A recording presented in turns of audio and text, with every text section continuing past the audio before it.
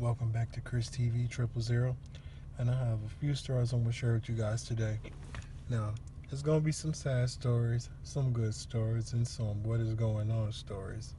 You guys remember the Gabby Petito case?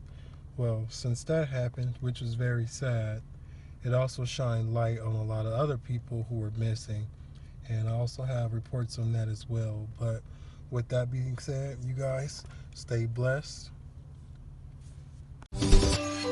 The unsolved case of Gabby Petito and Brian Laundrie has probably taken over your feeds for months. But did you know the search for the couple also resulted in finding many other missing people's bodies? Like Robert Lowry, a 46-year-old Texas father who was found in the same forest where Gabby Petito's body was found.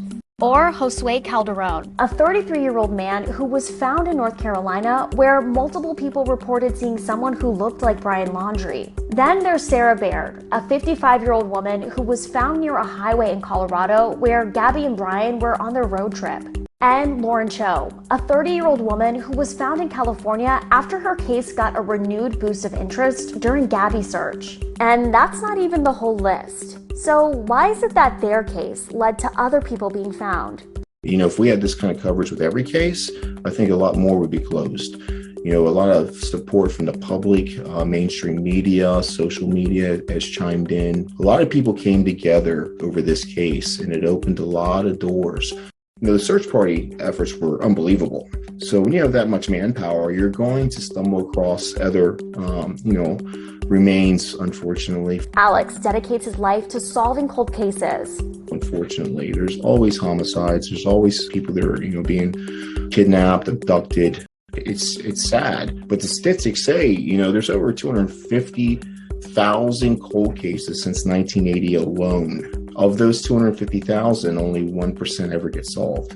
And you've heard the term missing white woman syndrome. Critics say that missing white women are given way more attention in the media, while people of color are missing at disproportionate rates compared to their population stats. According to 2020 FBI data, Black people make up 35% of missing persons reports, but they only make up 13% of the U.S. population. We see that same pattern for Native Americans too. They make up 2% of missing persons reports, but only 1% of the U.S. population. But he credits the rise in technology and social media to solving more cold cases. This is something that we didn't have necessarily 10 years ago, 15 years ago, 20 years ago. It's benefiting the families, thank God. You'll come across that one person, believe it or not. They're going to pick up and say, hey, I remember that day, or I saw somebody, or I remember that individual talking to somebody. And that's all it takes. 34-year-old Kevin McCorvey is in the Fulton County Jail following this crash last night. State troopers say McCorvey was driving this non-emergency ambulance, a Prime Care EMS ambulance, southbound on West Campbellton Street. That's when they say the vehicle traveled off the west shoulder, causing it to flip over into a ditch. You can see video of it here turned sideways as crews were on scene. Inside, unrestrained, according to investigators, was patient 66-year-old Wilton Thomason. He did not make it and was pronounced dead on scene. McCorvey is charged with DUI combination less safe, homicide by vehicle second degree, failure to maintain lane, and possession of an open container. We made several attempts to get in touch with the company which the ambulance operates under. We have not heard back.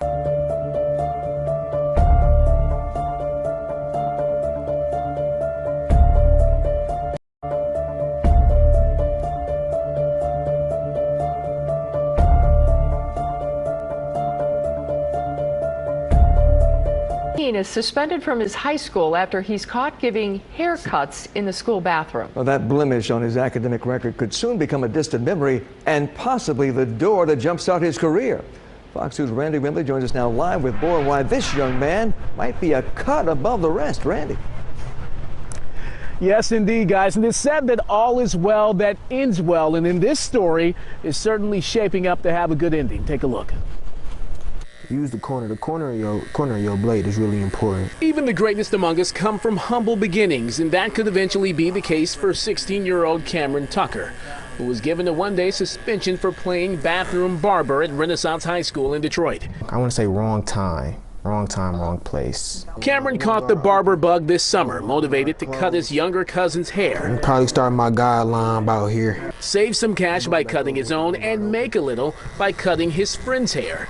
He reached out to his Uncle Tuck to school him on the fundamentals of the fade. That's the exact words. He said, I'm gonna show you one time. I could show you again. And I was like, all right.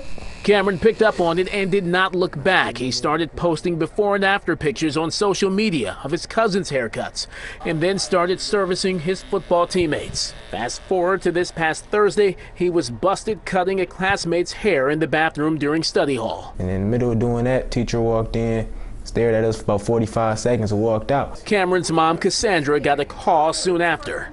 Need someone to come pick up Cameron. He's running a barbershop out of the third floor bathroom. There's a line in there, hair all over the floor, and got his whole setup in there like we on the movie Barbershop. Well, we walk into the office and everything, all other administrators talking about, I respect the hustle. And they are not alone. You have become so good at your craft in such a short period of time. We put Cam in contact with Sebastian Jackson, owner of the Social Club Grooming Company.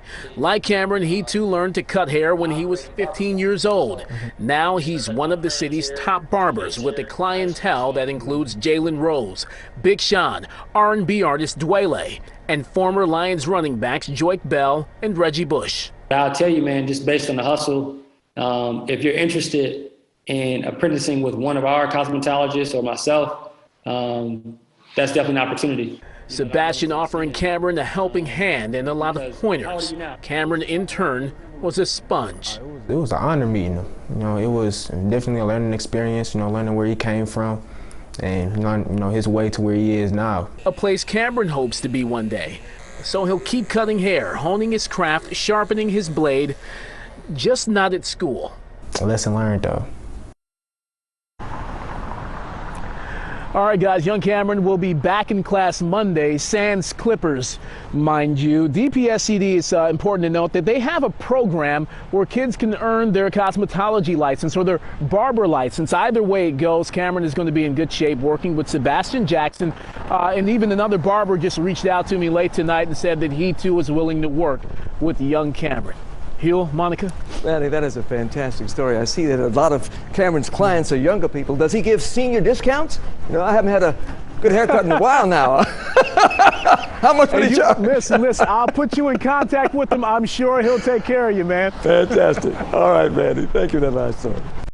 How much would he charge? Listen, I'll put you in contact with him. I'm sure he'll take care of you, man. Fantastic. All right, Manny. Thank you for that last story. To the news report where I got this information from.